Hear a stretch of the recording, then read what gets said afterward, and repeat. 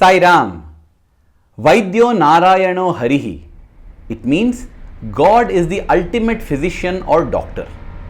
When it comes to our beloved Bhagwan Sri Sathya Sai Baba, he has proved it time and again over a million cases that he is indeed the ultimate doctor. From giving relief to common colds, to cancelling cancers, to even resurrecting people from the dead. Swami has done all of these and he continues to bless devotees with health in these manner even to this day.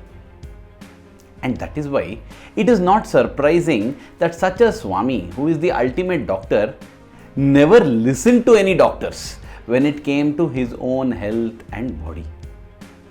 Whether it was the burst appendix in Goa which threatened his life, or even the paralytic stroke which the doctors considered to be fatal in 1963. In fact, in 1963, rumors already went around Puttaparthi that Sai Baba would be no more. That is a magnificent episode, a Leela Supreme with which Swami declared and showed that he is the Shiva Shakti Swarupa. It has been captured in great detail at this link above. You can definitely visit it at your leisure and listen to that 1 hour satsang, at the end of which your heart will be filled with devotion and awe. Coming back to the topic on hand, when Swami had taken on this paralytic stroke in 1963, at that very time, Destiny was preparing a doctor in Bombay for a very special role in the Sathya Sai avatar. The role of being Swami's personal physician. And not just an ordinary personal physician, a personal physician to whom Swami would listen to and follow the prescriptions of. Such a doctor cannot be an ordinary mortal. He has to be a Narottama, meaning the most ideal or the perfect among men. And indeed, his name itself was Narottam. Dr. Narottam Maharaj Alreja or Dr. N.M. Alreja, whom Swami would refer to as Alreja. In 1963, Dr. Alreja was at the bedside of his dying preceptor, a preceptor who had promised to give him a mantra.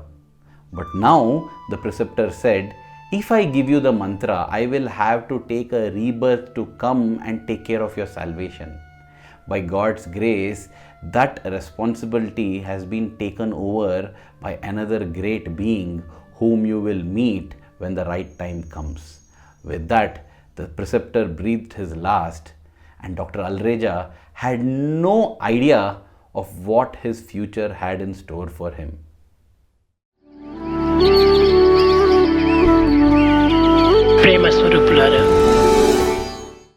It was 2 years later in 1965 that Dr. Alreja came to know about Bhagwan Sri Sathya Sai Baba, and he travelled from Bombay to Bangalore to have his darshan at the Whitefield ashram. But unfortunately, as Mr. Dikshit, the security at Swami's residence, informed him, Swami was not in town. He had gone to Ooty, and therefore he should come back after 2-3 days and check whether Swami is back. Dr. Alreja had come there early in the morning and he decided to spend some time there. And at 9:30 a.m., to his great delight, there was a flurry of activity and Swami had arrived the very same day. Swami got out of his car, came straight to him and said, "Hey doctor, when did you come from Bombay?" And Dr. Alreja replied, "Swami, I came yesterday and today I have come here. What do you want?" "Baba, I want an interview. I want to speak with you." "Okay," Swami said, and then went into the bungalow. Dr. Alreja continued to wait there. 45 minutes later, Swami came out of the bungalow and sat in the car and drove away to some place in Bangalore now. And Dr. Alreja sat there waiting. He waited through the morning, through the afternoon, skipped his lunch, kept waiting with utmost patience and perseverance. At around 4 p.m. Swami arrived, got out of the car, looked at Dr. Alreja, smiled at him and walked back into the residence. At around 5:30 p.m., Mr. Dikshit came to Dr. Alreja and said, "It is time to leave now. Swami has retired. All can come back tomorrow. and have his darshan. Dr. Alreja just stayed put. 5 minutes later, a volunteer came running from inside saying, "Is there a doctor from Bombay? Is there a doctor from Bombay? Swami wants to speak to him." And thus, in the first ever visit, on the first ever day, Dr. Alreja got his first ever interview. This would be the first among at least 500 or 600 interviews that he would get later. As he walked into the interview room, Swami looked at him and asked him, "Why did you want an interview?"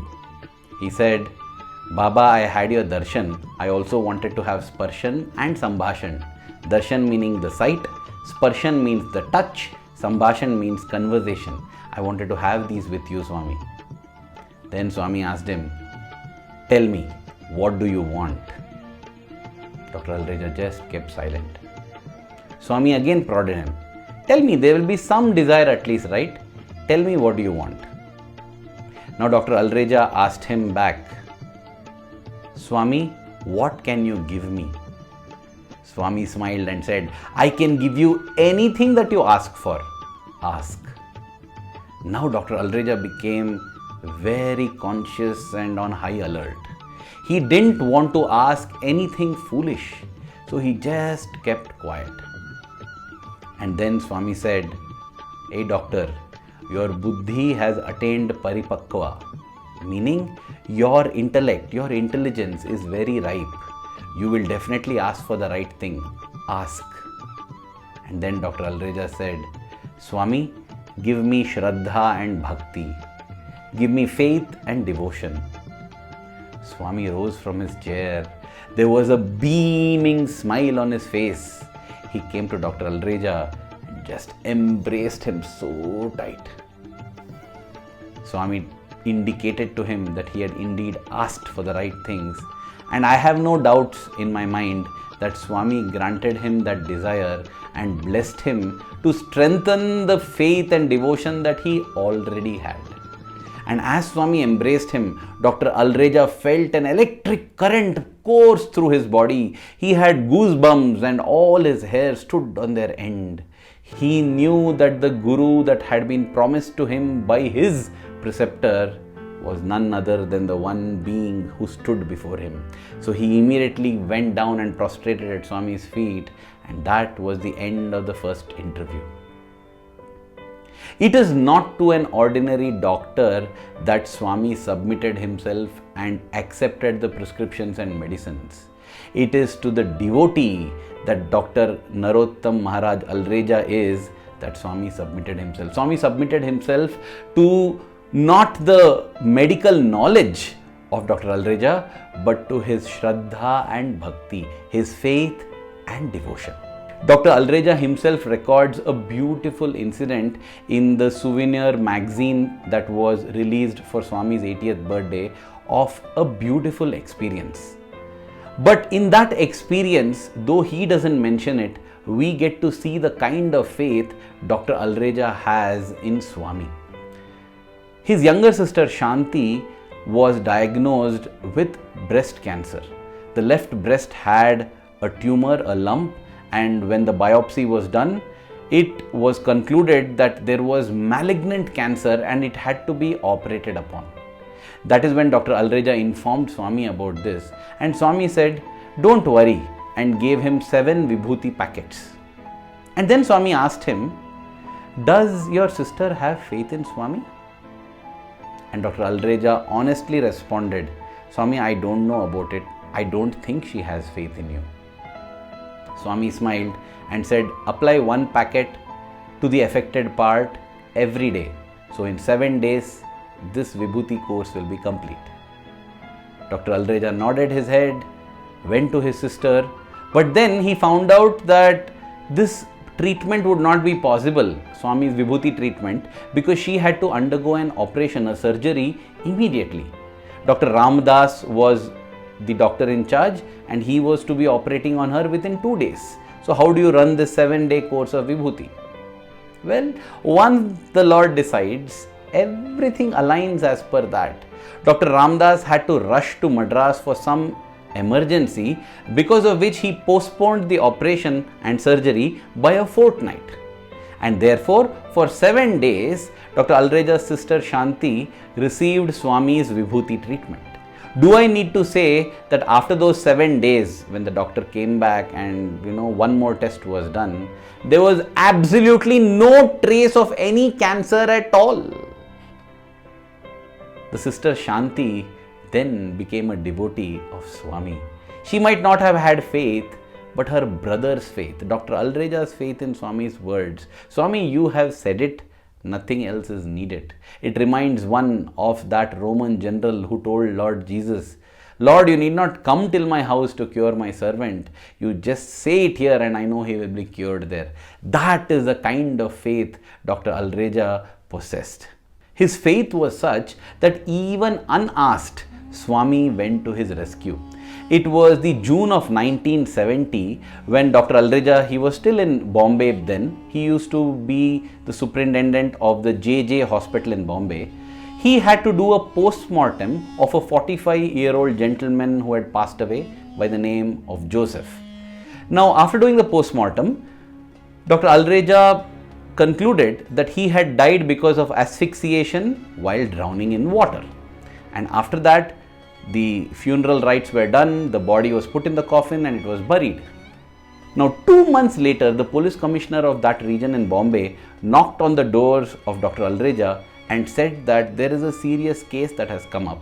The family members of Joseph are alleging that the post-mortem has not been done properly because Joseph has died because of somebody hitting him on the head. It's a murder, it's not drowning and asphyxiation or suffocation because of that. So the body has to be exhumed, it has to be removed and re-examined in the presence of all these people to once again check the cause for death.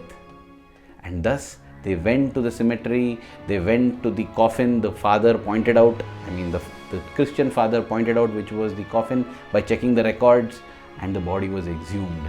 And then when they checked, there was also another senior doctor, Dr. Majumdar, who saw that there was no sign of any beating or hitting or any murder happening on the body, and there was no sign. They turned the body left, right, up, down, head, neck, everything was fine. And Dr. Majumdar said that I am sure that this has happened because of asphyxiation only. What Dr. Alreja has said is perfect. Then the police commissioner gave a piece of his mind to all these family members, scolded them for having put everyone to so much of difficulty, gave them a warning, and then the body was back into the coffin was closed, and they were all leaving. Dr. Alreja was among the last to leave, and suddenly a thought struck him that, hey, this is August 1970. June 1970 was when the body was buried. 2 months and that body is almost as fresh as it was that time. This is amazing. How did this happen? It didn't even strike any one of us. So he immediately rushed back inside and requested for the coffin to be opened again so that he can just look at the body. This time when the coffin was opened, it was an unrecognizable mass of decomposed flesh, unbearable stench, and the coffin was immediately closed. The father, the undertaker, as well as Dr. Alreja were simply stunned into silence. The next time Dr. Alreja was with Swami, Swami told him, Alreja, I kept the body intact because I wanted to keep your reputation intact. That is how the Lord comes. You need not even ask. When there is Shraddha and Bhakti, when there is faith and devotion, the Lord comes running. The Lord can bear an insult or injury to himself, but never will he tolerate or bear an insult or injury to his devotee. After Bhagwan's 50th birthday celebrations, the Golden Jubilee birthday celebrations, Swami blessed Dr. Alreja to become the superintendent of the General Hospital at Puttaparthi. This was 1975. And from then on, he served as the superintendent of the hospital on one hand, but more importantly, as Swami's personal physician. And as he did this, many were the miracles that he witnessed. On one occasion, Swami sent word for him and told him, Alreja, I received a telegram that Kumar's mother, Sita Lakshmi, is in very bad shape. Go immediately and see what has happened to her. Now Kumar was one of the students in Swami's college, and Dr. Alreja rushed to his home in Puttaparthi, and there he saw that Sita Lakshmi, who was diabetic, the mother, she had collapsed. Why? She had taken in the insulin but had not had food, and therefore because of hypoglycemia, lack of sugar in the body, she had collapsed. He immediately gave her some sugar water, some glucose, and gave her some pills to get her back. And once that was done, he came and reported to Swami and said, Swami, it has been taken care of. But Swami, there was no postman or any telegram that I saw there. Swami said, didn't you see my photograph beside her? Meaning, when we have Swami's photo like this beside us, that is the telegram. That is faster than Telegram, WhatsApp, Facebook, anything. It's an instant connection. On one occasion, Swami had said, you know what is the phone number to dial to God? 3 ohms. 3 ohms and you have a hotline to God available. Another magnificent miracle that Dr. Alreja witnessed was when one day afternoon at around 1:30, Swami sent word for him telling him, I am not feeling that fine, please come soon. So Dr. Alreja rushed to the Vaidyo Narayano Hari, to the Lord, to the doctor of doctors. He went to him because he was not feeling fine. And Swami said, I am feeling little weak, little faint, and Swami was perspiring. Checked my blood pressure. And Dr. Alreja put the cuffs of the blood pressure sphygmomanometer and then checked. He put the cuff of the blood pressure machine to Swami's right hand and took the blood pressure, and the readings really surprised him. The blood pressure, the BP was 80/56 and the pulse was very weak, 48. He said, Swami, you are having a heart attack. The BP parameters are off the charts. Swami said, why don't you check this hand now?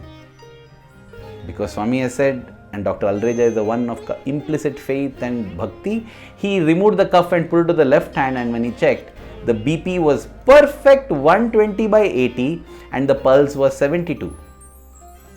What is your diagnosis, Alreja? What has happened to me? Swami asked with a smile. Dr. Alreja folded his hands and said, Swami, it is very simple.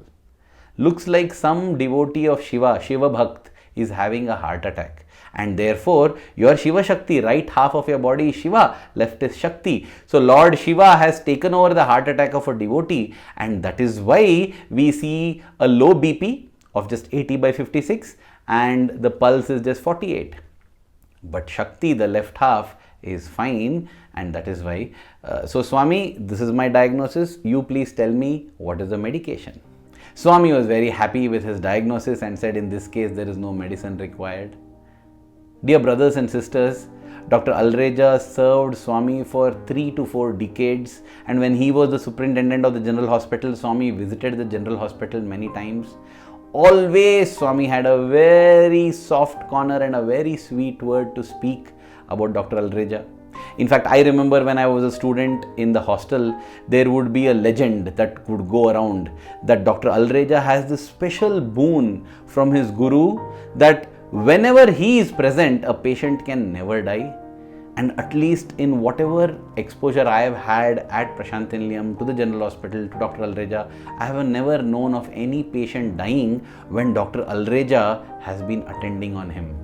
Because of his old age, he finally had to stop being the personal physician of Swami, and very coincidentally, or as per the master plan, it is when Dr. Alreja was not beside Swami that Swami also chose to leave his body.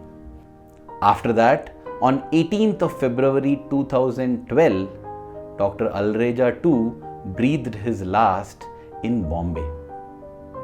Through the life of this Narottama, the best among human beings, Dr. Alreja, we understand the power, the magnificence and the beauty of Shraddha and Bhakti, faith and devotion. His story inspires us to cultivate such faith and devotion to our Swami.